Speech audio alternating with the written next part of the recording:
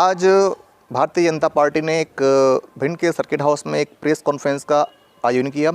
आयोजन का मुख्य उद्देश्य जो कृषि विधेयक से संबंधित जो भ्रांतियां थीं उनको दूर करना था।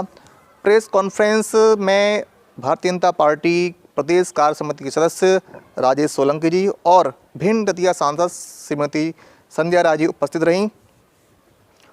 दोनों ही लोगों ने अपनी अपनी बात पत्रकार बंधुओं के सामने रखी। पत्रकार लोगों ने उनसे प्रश्न भी किए जिसका उन्होंने बड़ा ही सुंदर जवाब दी। लेकिन जब हमारे रिपोर्टर पुष्पेंद्र सिंह राजावत ने सांसद संध्या राय जी से एक संवैधानिक पॉइंट पर एक प्रश्न किया माननीय सांसद महोदया जी से, तो वो उस प्रश्न का उत्तर नहीं दे पाई। देखिए प्रेस कॉन्फ्रेंस के कुछ अंश। केंद्र सरकार जो मोदी जी के नेतृत्व में काम कर रही है, वो जो 3 बिल किसानों के लिए लाई है, उसके बारे में जो भ्रम फैलाया जा रहा है कांग्रेस द्वारा, वामपंथी द्वारा, और ऐसे लोग जो देश के साथ नहीं है, देश के कुछ हित का काम होता है तो उनको पहले तकलीफ होती है। तो ये सबके बीच में स्थिति स्पष्ट हो, इसलिए इस प्रकार की पत्रकारों के साथ बातचीत कोई ना कोई कार्यकर्ता जाकर के मध्य प्रदेश के सभी जिलों में कर रहे हैं। और एक कार्यक्रम भी तय हुआ है कि कल और परसों 15 दिसंबर 16 दिसंबर अपने मध्य प्रदेश के जो 7 मुख्यालय हैं, संभाग मुख्यालय, उन सब पे एक बड़े आयोजन भी होंगे। उसमें माननीय मुख्यमंत्री जी जाएंगे, हमारे भारतीय जनता पार्टी के प्रदेश अध्यक्ष मान्यवर विष्णु दत्त जी उसमें जाएंगे, केंद्र में कृषि मंत्री जो पूरा अध्ययन करके किसानों के लिए काम कर रहे हैं, ऐसे अपने बीच के मान्यवर नरेंद्र सिंह जी, आदरणीय श्री ज्योतिरादित्य सिंधिया जी, थावरचंद गहलोत जी।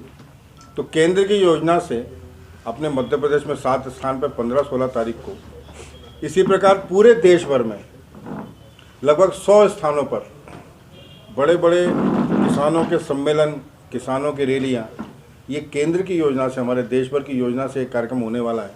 क्योंकि जितने भी भारतीय जनता पार्टी में नेता हैं, कहीं ना कहीं पहले किसान हैं, शिवराज सिंह जी होंगे, नरेंद्र सिंह जी होंगे, और इसलिए ये जो भ्रम फैल रहा है उसमें आपका भी हम लोग सहयोग चाहते हैं। जहाँ तक भारतीय जनता पार्टी का सवाल है कि आप भी अपने स्थान पर जहाँ आप हैं, अपने आपके पास बहुत सशक्त माध्यम है, जनता के बीच में भ्रम दूर हो और किसान बिल को लेकर के लोगों में एक जागृति आए, उसमें आपका सहयोग मांगने के लिए मैं ग्वालियर से आया हूँ। संध्या जी भी भिंड में ही थी इसी कार्यक्रम के लिए, वो भी हमारे बीच में है। किसी को कुछ पूछना हो तो पूछ सकते हैं, मेरी बात यहाँ पर पूरी है। अभी बहन जी भी कहीं कुछ। हाँ जी, बात की पुष्टि के लिए थोड़ा सा उसमें 2 चीजें करना चाहता हूँ। नासरुद्दीन की जो बात कर रहे थे, तो नासरुद्दीन ने अपनी भविष्यवाणी में एशिया महाद्वीप में भारत की जो भौगोलिक स्थिति बाकायदा उस चीज को भी चिन्हित किया है। मैंने पढ़ी है वो, बहुत बड़ी मेरे पास पुस्तक भी है। कितने साल पहले लिखी थी पुस्तक उन्होंने? कई वो तो नासरुद्दीन तो ये बात है करीब, मैं एग्जैक्ट ये भूल रहा हूँ, बहुत पुरानी बात।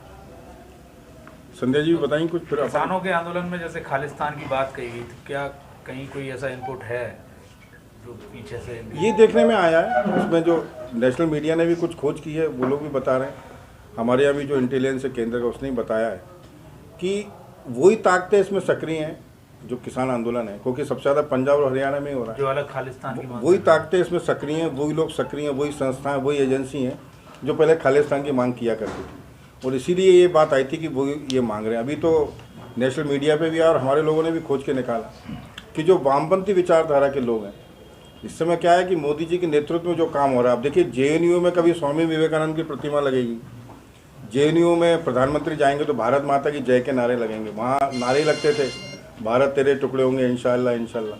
तो ये जो परिवर्तन हो रहा है ना बहुत तेज़ी से, और चूँकि संध्या जी भी रहती हैं, अपन सबको परिचय, दिल्ली अपन लोग जाते होंगे तो अपन ने देखा होगा कि ऐसी संस्थाएं जो कम्युनिस्ट पार्टी की विचारधारा से चला करती थी, जहां वो जाकर के कब्जा था, उठना बैठना पढ़ना लिखना इस प्रकार का भ्रम रखते थे, उनमें शक्लें बदल गई। अब दूसरे लोग वहां पहुंचने लग गए, उन संस्थाओं पे दूसरे लोग आ गए, और वास्तव में इस प्रकार की पढ़ने पढ़ाने वाली संस्थाओं का जो उपयोग हो सकता अब वो शुरू हुआ है। मेरा प्रश्न ये है कि आज जो भारतीय जनता पार्टी जो कृषि बिल लेकर आई है, जिसमें किसानों ने कई सारे उसमें संशोधन के लिए कहा है, यदि ये कानून पहले से ही किसानों से और राज्य सरकारों से चर्चा करके ये बिल लेकर आते, आज जो दिल्ली में केंद्र सरकार की जो फजीत हो रही है वो न होती, तो इसके लिए कहीं ना कहीं सरकार इसमें बता रहा है। इसमें जो बिल एकदम से तो नहीं आया। इस बिल को लेकर के जिन कृषि एक्सपर्ट से चर्चा होनी थी वो भी उन्होंने की है। जो जिन लोगों को बैठ करके बिल बनाना था उन्होंने वही बनाया। लोगों के लिए बिल बनाया गया, क्या उनसे चर्चा हुई? उनसे चर्चा हुई थी। तो फिर आज ये स्थिति क्यों है? यही मैं बता रहा हूँ। इसमें जो आंदोलन कर रहे हैं ना, वो किसान नहीं है। किसानों के बेस में, जैसे मैंने कहा, वामपंथी हैं या जो देश को एक नहीं रखना चाहते, कांग्रेस के लोग हैं, वो इसमें सामने हैं। आप जरा वहाँ गुड़गांव वगैरह में आप पता लगाइए, आपके जो संचार माध्यम अपने ही जो आपके हेड ऑफिस वगैरह पूछिए, इस आंदोलन में किसान तो है ही नहीं। और इसलिए जिन कृषि एक्सपर्ट से लेकर के किसानों से बात करके ये बिल बना था, ये जो छद्म किसान सामने आ गए, इनसे तो बात करने का कोई मतलब ही नहीं था। अभी जैसे बात चलती है, वो एक दिन केंद्र के लोग जब बैठते हैं कुछ बोल के जाते हैं, फिर दूसरी बात करने लगते हैं। जो 5-6 जो कुल के किसान आंदोलन की जो संस्थाएं जो कर रही हैं, वो आपस में एक मत नहीं, तभी तो इतना लिंगर ऑन हो रहा है। उनको ये नहीं मालूम उनको बोलना क्या है। भारतीय किसान संघ बहुत बड़ा संगठन है, वो इस बिल के समर्थन में मुखर होकर सामने क्यों नहीं आ रहा है? नहीं, ये तो किसान संघ को तय करना होता है। उनको अपना एक स्वतंत्र संगठन है, उन्होंने बैठ करके तय किया होगा। हो सकता है वो चर्चा भी कर रहे होंगे। किसान संघ क्या कर रहा है क्या नहीं कर रहा है इसके बारे में जानकारी हम। जो आपके बिल में जो बिचौलियों की व्यवस्था है उसको खत्म करने का प्रावधान कहा गया है, तो ये आपके अनुसार ये बिचौलिए कौन है? क्या ये आड़ती है? बिचौलिए 2-3 प्रकार के होते हैं। एक तो वो जो होते हैं जो रजिस्टर्ड आड़ती होते हैं, मतलब जिनकी जो खुद रजिस्टर्ड भी होते हैं और उसका फसल आती है उसको बेचना, 7 दिन बाद भुगतान करना, ऐसा पूरा जो उनका माध्यम रहता है, कुछ तो वो रहते हैं। कुछ बिचौलिए ये होते हैं जो अनावश्यक रूप से बीच में आते हैं। किसान होता है भोला वाला, हम लोग तो सब भिंड के रहने वाले हैं, किसानी। अपन मंडी में जाओ ना तो लाइन लगती है, कई तो इतने भोले भाले लोग रहते हैं कि बीच में जो दलाल आ जाते हैं, कई किसानों को तो पैसा ही नहीं मिल पाता, लेके चले जाते हैं। उसी व्यवस्था को तो दुरुस्त करना था भाई। आपने देखा होगा भिंड में ही कई घटनाएं हुई होंगी, मुरैना में भी हुई, कि 7 दिन का प्रावधान है, उसने पूरी फसल खरीदी और आदमी गायब ही हो गए। वो तो उसका जीव पूरा साल भर का पूरा किसान का तो चला ही गया ना। ये बिचौलिए खत्म करने की व्यवस्था है। और दूसरा आपने इसमें भी लिखा है, आपको ये बिचौलिए है, ये आड़ती ही तो बिचौलिए हैं। 2 प्रकार के, मैंने एक तो रजिस्टर्ड है, एक नॉन रजिस्टर्ड भी है ना। उसमें कहीं ना कहीं वो आड़ती व्यवस्था है, वो भी तो आ रही है। उस व्यवस्था को आप खत्म करना चाह रहे हैं। खत्म कर रहे हैं। 4 दिसंबर 2012 को आपकी श्रीमती सुषमा स्वराज जी, उन्होंने एक वक्तव्य दिया है संसद में 4 दिसंबर 2012, जिस समय कांग्रेस की सरकार थी। उन्होंने कहा है कि जो देश के आड़ती हैं ये किसान का एटीएम है और किसानों की अच्छाई के लिए इनकी महत्वपूर्ण भूमिका है। ये सुषमा स्वराज जी का कहना है, और आज आप उसकी मुखालफत कर रहे हैं। नहीं, सुषमा जी ने जब 2012 की स्थिति होगी उस समय कहा होगा, लेकिन आज 8 साल बाद स्थिति है कि आप केंद्र सरकार को देखो ना, सारे चीज़ों ने ऑनलाइन करते चले आ रहे हैं। भाई हम किसान को केंद्र 6,000 दे रहा है, राज्य 4,000 दे रहा है, इसमें कहीं बीच में कोई एजेंसी नहीं है, पटवारी आ रहा है, कोई नहीं। आप आधार कार्ड से लिंक कीजिए, हम सीधे आपके खाते में डाल रहे हैं। जनधन के अकाउंट अपन ने खोले, इसलिए जितनी प्रकार की गैस की सारी सब्सिडी तो अब तो डायरेक्ट देना शुरू कर रही है ना केंद्र सरकार। तो 2012 की जो स्थिति थी 14 में सरकार, 14 में भी नहीं, ये 16 में जैसे मैंने कहा ना, हम दीनदयाल जी को गरीब कल्याण वर्ष मनाया, तब से शुरू हुआ कि खाते खोलिए और उसमें हम डायरेक्ट देंगे। और इसलिए हर जगह से बिचौलिए खत्म करते तो जा रहे हैं। आज लोन के लिए बैंक में डायरेक्ट जाओ आप, आरटीओ तक में उन्होंने जो बैठते थे, जिनके रजिस्टर थे, उसको भी तो खत्म कर रहे हैं। तो केंद्र सरकार की अभी की जो नीति है पिछले 5-6 साल से, वो तो ये कि आड़ती हर जगह खत्म करना है, आड़ती कहीं होंगे नहीं, उसी के अनुसार अब केंद्र चल रहा है। 2012 में सुषमा जी ने कहा उस समय जरूरी होगा। सोलंकी साहब, रूलिंग पार्टी के नुमाइंदा होने के नाते संध्या जी से उत्तर में जानना चाहूँगा, वो उत्तर दे तो ज़्यादा ठीक रहेगा, कि जो संविधान की अनुसूची 7वीं में जो राज्य सूची है, राज्य सूची का विषय है कृषि। अब जो गवर्नमेंट का ये विधेयक 3 बिल आए हैं, तीनों को मैंने रीडिंग की है, स्टडी की है, उसमें केंद्र सरकार ने हवाला दिया कि व्यवसाय के अंतर्गत कृषि को जोड़ते हुए राज्य सूची से निकाल करके संघ सूची के अंतर्गत तीनों प्रावधानों को केंद्र सरकार ने अपने स्तर से जारी किया है। ठीक बात है, मोदी जी कृषि को प्रगतिशील, किसानों की विचारधारा को प्रगतिशील बनाना चाह रहे हैं। ट्रेडिशनल खेती जो है उनके साथ साथ अन्य चीजें भी, एमएसपी का जो उद्देश्य है कि किसी एक ही कृषि ज्यादा ना हो, उसका भंडारण ज्यादा ना हो पाए, दूसरा फूड ग्रेन कम ना पड़ जाए, ठीक बात है, समझ में आती है। लेकिन क्या केंद्र सरकार को राज्य सूची के अंतर्गत ही ये मुद्दा रहने देते और राज्य सरकारें ही अपनी भौगोलिक परिस्थिति, किसानों के समीकरण, उस क्षेत्र विशेष में कौन सी फसल किसका क्या प्रावधान है, ऐसे करने में क्या हर्ज था? संध्या जी से जवाब चाहूंगा मैं। देखिए भैया, मैं कहना चाहूँगी जो भी ये 3 बिल आए हैं केंद्र सरकार ने जो पास किए हैं वो किसानों के हित में किए हैं। आप सब जानते हैं आज जिस तरह हमारे मध्य प्रदेश में ही नहीं पूरे भारतवर्ष में जिस तरह किसान की जो उन्नत बढ़ी है, खेती का व्यवसाय बढ़ा है, उनको उचित मूल्य मिले। आप सब जानते हैं मध्य प्रदेश में भी बम्पर आवक हुई है, चाहे वो गेहूँ हो, कोई भी फसल हो, इसी तरह पूरे देश में। तो किसानों को जो अपनी कृषि का पूरा फायदा मिले, ये उस नाते केंद्र सरकार ने जो, और जो आप जो बिल की बात कर रहे हैं, ये बिल पहले भी जो सरकारें रहीं उन्होंने भी इन बिलों को पास करने की कोशिश की, और वो सरकार रहती वो भी पास करती। तो ये कोई ऐसा नहीं है, सबसे पूछ के, सभी व्यापारी भाइयों से पूछ के और सभी अन्य दलों से पूछ कर ही ये कृषि के बिल पास हुए और सबकी सहमति से ही हुए हैं।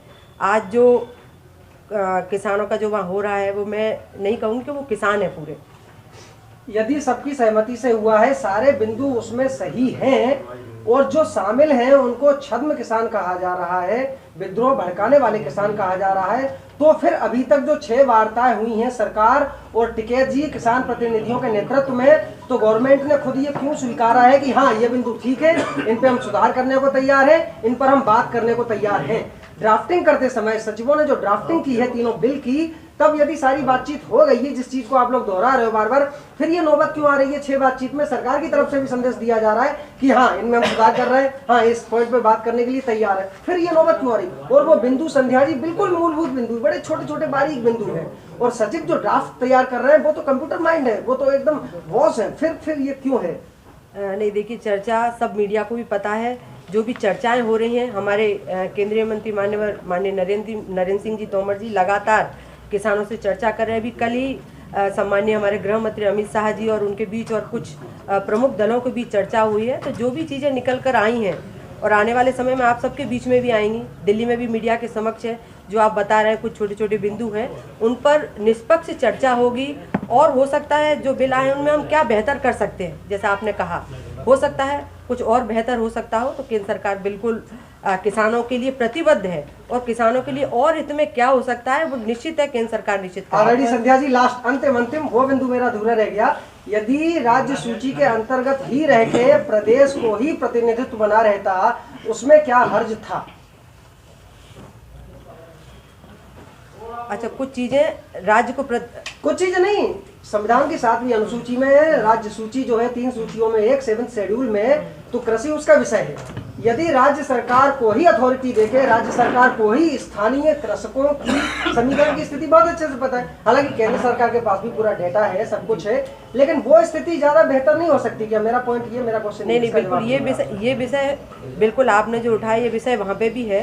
तो अगर इस तरह का कुछ इसमें कुछ हो सकता होगा तो निश्चित है हम लोग भी तो फिर केंद्र सरकार की अथॉरिटी वो चेंज फेरबदल करके क्यों? वो देखिए, केंद्रीय मंत्री बैठे हुए हैं, हमारे यशस्वी माननीय मुख्यमंत्री जी हैं, अगर इनमें भी कुछ चीजें हो सकती होंगी और किसानों के हित में होंगी तो निश्चित है केंद्र सरकार भी करेगी, प्रदेश सरकार भी करेगी।